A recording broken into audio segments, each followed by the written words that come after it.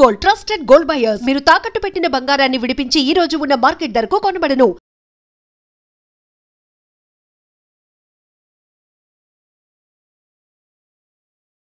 Prism club లో జరిగిన వివాదంతో గత కొన్ని రోజులుగా ఎక్కడ పెట్టినా కల్పికా గారి పేరే వినిపిస్తుంది.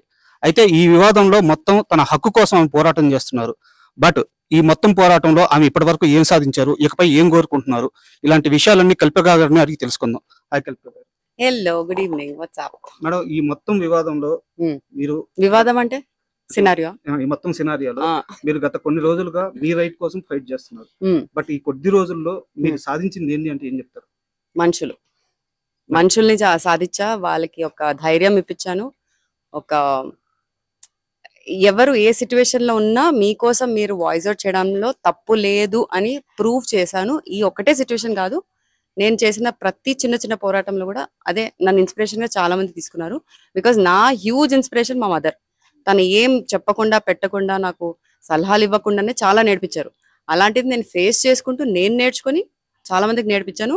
అండ్ ఐఎమ్ వెరీ ప్రౌడ్, ఎందుకంటే 17 years నేను ఇండస్ట్రీలో డెడికేట్ చేసి ఇంత నేమ్ సంపాదించి ఇన్ని మంచి మంచి ప్రాజెక్ట్స్ చేసి చాలా ప్రోగ్రెసివ్ ఉమెన్ బేస్డ్ క్యారెక్టర్స్ చేసి నాకు ఆ ధైర్యం డబుల్ ట్రిపుల్ అయిపోయింది. Where I can voice out for things that is needed, at least for us. పక్కన వాళ్ళు పక్కన పెట్టండి, మన డిగ్నిటీ మన సెల్ఫ్ రెస్పెక్ట్ కోసం మనం మాట్లాడకపోతే పక్కనోడు వచ్చి ఎందుకు మాట్లాడతాడు, అంతే. అండ్ మామూలుగా ఏంటంటే ఎక్కడైనా సరే ఒక ఫుడ్ సర్వ్ చేసేటప్పుడు ఏంటంటే ఆ ఫుడ్ పెట్టే విధానం చాలా బాగుండాలన్నమాట. ఈ మొత్తం వివాదం రేజ్ అవడానికి కారణం కూడా మీరు ఏదైతే కాంప్లిమెంటరీ కేక్ అడిగారో ఆ కేక్ ఫైనల్ గా వాళ్ళు తెచ్చిచ్చినప్పుడు ఇచ్చే విధానంలోనే తేడా ఉండడం వల్ల వాళ్ళు అలా ముందుకు విసిరేయడం వల్ల అక్కడ మీరు ట్రిగర్ అయ్యారు అన్నమాట. అక్కడ కూడా నేను ట్రిగర్ అవ్వలేదు. నేను ఏం చెప్పానంటే, నేను అడిగింది ఇంతే, మీరు ఇంత డిస్కషన్ చేసిన తర్వాత తీసుకొచ్చి ఇట్లా స్లైడ్ చేయడం కరెక్ట్ కాదు. ఒకవేళ చేసినా మీరు దాంట్లో ఏం వేసి తీసుకొచ్చారు నాకు తెలియదు. మీకు నా మీద ఉన్న కోపంతో మీరు ఏమైనా వేసి తీసుకుని రావచ్చు. నేను తినాలనుకోవట్లేదు, మీరే తినండి, మీరే ఎంజాయ్ చేయడం అని చెప్పడం జరిగింది. కానీ నేను అక్కడ కూడా ట్రిగర్ అవ్వలేదు. అంటే ఈ మొత్తం వివాదంలో మీ సైడ్ నుంచి కనిపించే ఒకే ఒక తప్పు ఏంటంటే మీరు లైవ్ పెట్టడం కరెక్ట్ గా పెట్టలేదు. వాళ్ళు ముందు మాట్లాడిందంతా ఆ టైంలో మీరు లైవ్ పెట్టలేదు. మీ అగ్రెషన్ గానీ మీరు మాట్లాడే తప్పు మాత్రం లైవ్ పెట్టారు. దానివల్ల మొత్తం ఇది రాంగ్ గా ప్రొటెక్ట్ అయింది. దీనికి ఒప్పుకుంటారా? No, I beg to differ. ఎందుకంటే నేను ఆల్రెడీ లైవ్ చేశాను. వాళ్ళ వైఫై నుంచి నేను లైవ్ చేయడం జరిగింది. అండ్ అదేంటి 1 hour లైవ్ జరిగింది. నేను పెట్టిన మీ వీడియో కాకుండా వాళ్ళు lights, fans, ACs, shutter and wifi అన్ని ఆఫ్ చేస్తారు. సో నేను చేసిన లైవ్ అది 1 hour లైవ్ కాబట్టి అది సేవ్ అవ్వలేదు, అప్లోడ్ అవ్వలేదు. లేకపోతే అంత ముందు నుంచి ఎవరెవరు నాకు చూస్తున్నారో అందరికీ అసలు ఏం జరుగుతుందో అంతా తెలుసు. నేను ఎంత ప్లెజెంట్ గా మాట్లాడడం జరిగిందో కూడా 1.5 hour కన్నా ఎక్కువ నేను ఆల్మోస్ట్ పేషెంట్ గా ఉన్నా. దాని తర్వాత నాకు కోపం కూడా రాలే. పవర్ ఉండుంటే అందరినీ తాటి తీసేదాన్ని అన్న ఫీలింగ్ లో తప్ప ఇంకా నా కోపం కూడా లేదు, స్ట్రెస్ కూడా అవ్వలేదు, నేను ఏం ఫీల్ కాలేదు. ఆ మొత్తం వివాదంలో బాగా ఆశ్చర్యపరిచిన అంశం ఏంటంటే మిమ్మల్ని డ్రగ్గిస్ట్ అని చెప్పేసి వాళ్ళు మాట్లాడడం జరిగింది. బట్ మీ మీద ఇంతవరకు అటువంటి కేసు కానీ అటువంటి హిస్టరీ కానీ ఏం లేదు. ఆ సమయంలో ఎలా అనిపించింది మేడం? గాడ్ బ్లెస్ హిమ్ అని అనిపించింది. Because I think he is into it, so maybe he spoke about it. అది ఎట్లా ఉంటుందో తనకు తెలుసు కాబట్టి తనే మాట్లాడాడు, నాకైతే తెలియదు. అండ్ ఈ మధ్య కాలంలో బాడీ గార్డ్స్ ఎవరైతే బౌన్సర్స్, బాడీ గార్డ్స్ ఎవరైతే సెలబ్రిటీల కోసం వస్తున్నారో వాళ్ళ బిహేవియర్ వల్ల చాలా ఇష్యూలు జరుగుతున్నాయి. దాని మీద ఇప్పటికే పెద్ద ఎత్తున చర్చ కూడా నడుస్తుంది. ఈ పబ్లో ఉండే బాడీ గార్డ్స్ కానీ వీళ్ళ గురించి మీరు ఏం చెప్తారు?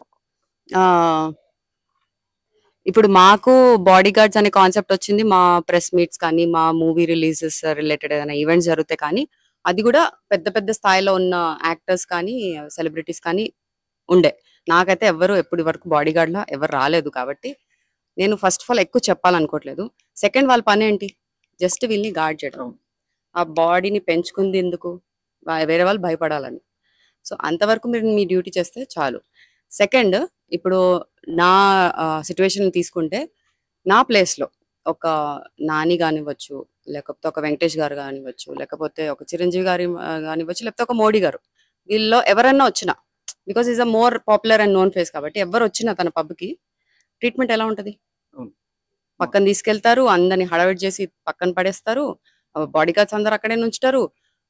కుదిరితే డిస్కౌంట్ ఏంటి మొత్తం ఫ్రీ ఇస్తారు, లిక్కర్ ఫ్రీ ఇస్తారు, 10 మంది తీసుకుంటే వాళ్ళందరు కూడా ఫ్రీ ఇస్తారు. ఇంకా మళ్ళీ రండి అని కూడా చెప్పేసి బొట్టు పట్టి మరి పంపిస్తారు. బట్ ఇప్పుడు అక్కడ అలా జరగలేదు. అలా జరగాలని కూడా నేను ఎక్స్పెక్ట్ చేయలేదు. నాకు ఎవరు బాడీ గార్డులు ఏంటి, నాకు కండలు చాలు, నా మాటలు చాలు, నా చూపులు చాలు. నాకు point is not about the body guard. Point is ఎవరి డ్యూటీ వాళ్ళు పద్ధతిగా చేసుకుంటే ఎవరికి ఏం ట్రబుల్ ఉండదు. మీరు బతకొచ్చు, మేము బతకొచ్చు. అండ్ ఈ మొత్తం వివాదంలో మీ అగ్రెషన్ చూసిన వాళ్ళు కానీ లేకపోతే మీ ఫైట్ చూసిన వాళ్ళు కానీ మీ సైడ్ స్టాండ్ తీసుకొని మాట్లాడాలి అనుకుంటున్న వాళ్ళకు కూడా ఒక చిన్న అనుమానం ఏంటంటే కల్పిక అక్కడ డ్రింక్ చేసి ఉన్నారా అని చెప్పేసి ఒక క్వశ్చన్ రైజ్ అవుతుంది. మీరు ఏం చెప్తారు దాని మీద? నెక్స్ట్ టైం మీతో ఇంటర్వ్యూ నేను ఒక చియర్స్ కొట్టి స్టార్ట్ చేస్తాను అనుకుంటున్నాను. నేను తాగేసి ఒక 3 years అవుతుందండి. దానికి ముందు తాగేదాన్ని, వెరీ రేర్ గా తాగేదాన్ని. నా ఓన్ సెటప్ లో, మా ఫ్రెండ్స్ ఇంట్లలో, లేకపోతే నా ఇంట్లో, మా పేరెంట్స్ చుట్టుపక్కల ఉన్నప్పుడే తాగేదాన్ని. సో దాంట్లో there is nothing to even regret about it. It is a good thing. డాక్టర్సే చాలా మంది చెప్తారు యూ హ్యావ్ టు డ్రింక్ అప్పుడప్పుడు, ఇట్ ఇస్ గుడ్ అని. అది పక్కన పెడితే నా ఎనర్జీ లెవెల్స్ నాకు నేనే తట్టుకోలేకపోతా. ఏంటి, నేను మార్నింగ్ 4కి లేస్తా, రాత్రి 12కి పడుకుంటా అండి.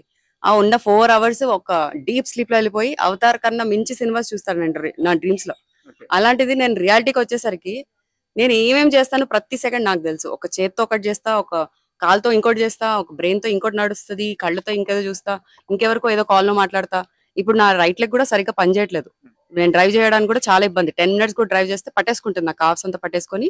It's risk on road. 5 minutes లో లెఫ్ట్ లెగ్ తో నేను డ్రైవింగ్ నేర్చుకున్నానండి. నెక్స్ట్ నేను హ్యాండ్ తో డ్రైవింగ్ నేర్చుకుందాం అనుకుంటున్నా. రైట్ హ్యాండ్ అయ్యాక లెఫ్ట్ హ్యాండ్. సో ఇంత క్రియేటివిటీ నాలో ఉన్నప్పుడు నేను ఈ బయట ప్రాపర్టీస్ కానీ, ఆల్కహాల్ కానీ, డ్రగ్ కానీ తీసుకోవాల్సిన అవసరం కూడా నాకు లేదు. ట్రై చేయాలంటే ట్రై చేస్తా. నేను అన్ని చేయడానికి నేను రెడీ. ఎందుకంటే ఇప్పుడు అన్ని ట్రై చేస్తా. ఒక డాన్స్ నుంచి, ఒక స్పోర్ట్స్ నుంచి, ఒక స్విమ్మింగ్ నుంచి, ఏం ఆడితే అది అన్ని నేను ట్రై చేశాను. కాబట్టి ఇది ట్రై చేయడంలో నాకేం తప్పు అనిపించట్లేదు. ఒకప్పుడు నాకు ఒక ఫిల్మ్ ఆఫర్ వచ్చింది, సీతా ఆన్ ద రోడ్ అని. దాంట్లో స్మోకింగ్ హ్యాబిట్ ఉందని చెప్పి నేను మూవీ నో అని చెప్పడం కూడా జరిగింది. ఎందుకంటే నాకు మా డాడీకి చిన్నప్పటి నుంచి స్మోకింగ్ మీద పెద్ద గొడవ ఇది. మా డాడీ ఒక చైన్ స్మోకర్ ఉండే. సో మీరు చేయండి కానీ ఇంటి నుంచి బయటికి వెళ్ళి చేయండి అని నా ఇది. నేనేమో నా ఆయన ఇంట్లోనే చేస్తా అన్నారు. సో ఇప్పుడు ఆటోమేటిక్లీ హీ స్టాప్ స్మోకింగ్. అది వేరే విషయం. నేనేమంటున్నానంటే నేను నిజంగా ఇన్ఫ్లుయెన్స్ అవ్వాలంటే నేను ఇంట్లోంచే ఇన్ఫ్లుయెన్స్ అవ్వచ్చు.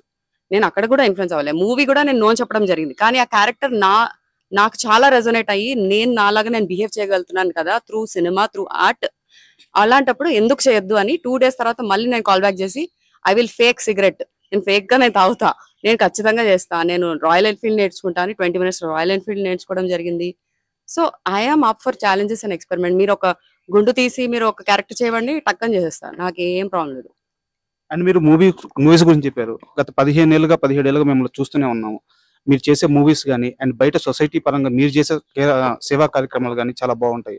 అండ్ ఈ మధ్య కాలంలో ఇంత బెట్టింగ్ యాప్స్ గురించి సోషల్ మీడియా ప్రమోటర్స్ చాలా మంది బెట్టింగ్ యాప్స్ ప్రమోట్ చేసి కూడా డబ్బులు సంపాదించారు. ఇలాంటి ఏ వివాదంలో కూడా కల్పిక గారు ఉండరు.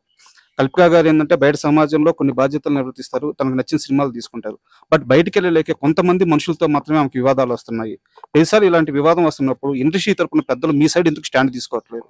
ఎందుకు స్టాండ్ తీసుకోవాలి? నేనేమైనా వెళ్ళి వాళ్ళని హెల్ప్ అడిగానా? వాళ్ళ వర్క్ వాళ్ళు చేసుకుంటున్నారు.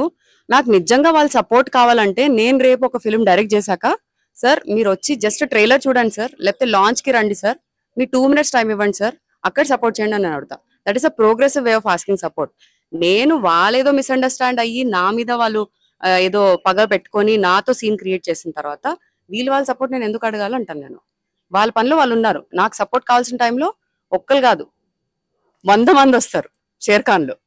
సో అండ్ ఈ మొత్తం సినారియోలో మీరు ఫైట్ చేసింది ఏంటంటే మీ హక్కు కోసం ఫైట్ చేస్తే, ఇక్కడ ఒక లేడీ డ్రెస్సింగ్ గురించి కానీ, ఒక లేడీ ఏ టైంకి బయటికి వెళ్ళాలి, ఏ టైంకి వెళ్ళకూడదు, ఇలాంటి కామెంట్స్ అన్ని వినిపిస్తున్నాయి. ఈ కామెంట్స్ అన్నప్పుడు మీకు ఎలా అనిపిస్తుంది? ఫస్ట్ ఆఫ్ ఆల్ మనకి సాఫ్ట్వేర్ కల్చర్ స్టార్ట్ అయినప్పటి నుంచి మనకి నైట్ షిఫ్ట్ అనేది అందరికీ తెలియంది ఏం లేదు. దాంతో పాటు చాలా మందికి జాబ్ ఆపర్చునిటీస్ పెరగడం జరిగింది. ఎస్పెషలీ ఉమెన్ బయటికి వచ్చి జాబ్స్ తీసుకోవడము, ఇంట్లో పోరాడైనా తీసుకోవడం జరుగుతుంది. అండ్ నిజంగా ఏమైనా జరగాలంటే దానికి ఒక నైట్ టైం అవసరం లేదు, ఒక డే టైం అవసరం లేదు, ఒక ఇల్లు అవసరం లేదు, ఒక ఆఫీస్ స్పేస్ అవసరం లేదు, ఒక బాత్రూమ్ అవసరం లేదు, ఒక షాపింగ్ మాల్ అవసరం లేదు. మీరు ఎక్కడన్నా ఏమన్నా చేయొచ్చు. ఎవరికన్నా ఇంటెన్షన్ బ్యాడ్ ఉంటే ఎక్కడన్నా ద్రోహం అవ్వచ్చు.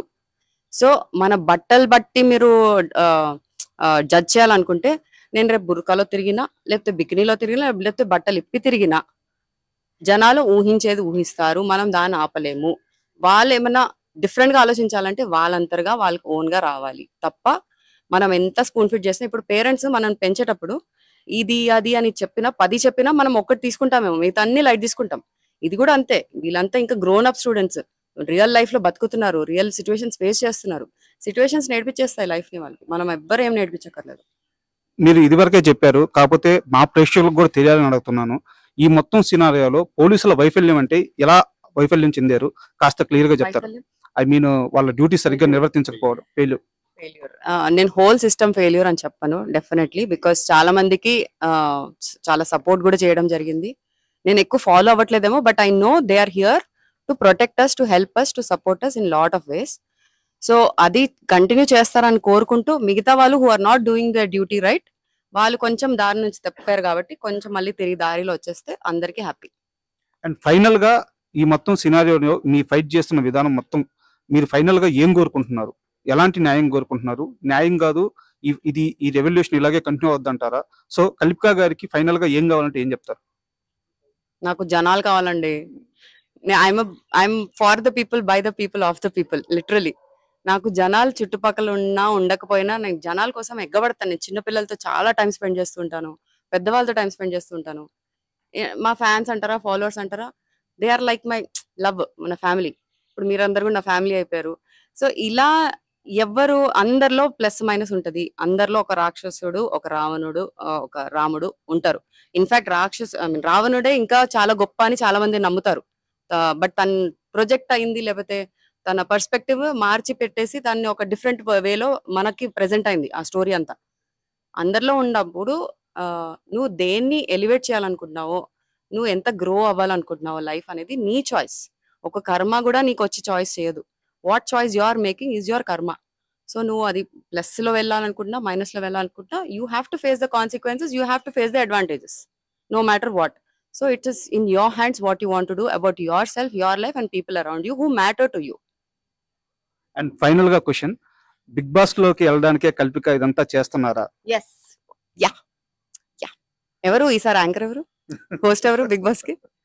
మీకు కాల్ వచ్చింది కదా, మీరే చెప్పాలి. వాళ్ళు నాకు అవన్నీ డీటెయిల్స్ ఇవ్వలేదు. ఇంట్రెస్టెడా అన్నట్టు ప్రొజెక్ట్ అయింది అంతే. ఫస్ట్ సీజన్ నుంచి పిలుస్తున్నారు, కానీ ఫస్ట్ సీజన్ నుంచి నేను రాను అని చెప్పాను. అండ్ ఈ మొత్తం వివాదంలో మీ ఫైట్ అయితే కొంతమందికి స్ఫూర్తిని కలిగిస్తుంది, కొంతమందికి అయితే ఇది వేరేగా అర్థమైంది. బట్ ఫైనల్ గా మీరు అందరికీ అర్థం అవ్వాలని, ఈ ఫైట్ చేసిన విధానం మీరు ఏదైతే కోరుకున్నారో అది ఫుల్ఫిల్ చేయాలని చెప్పి మీకు ఆల్ ద బెస్ట్ తెలియజేస్తున్నాను. Thank you.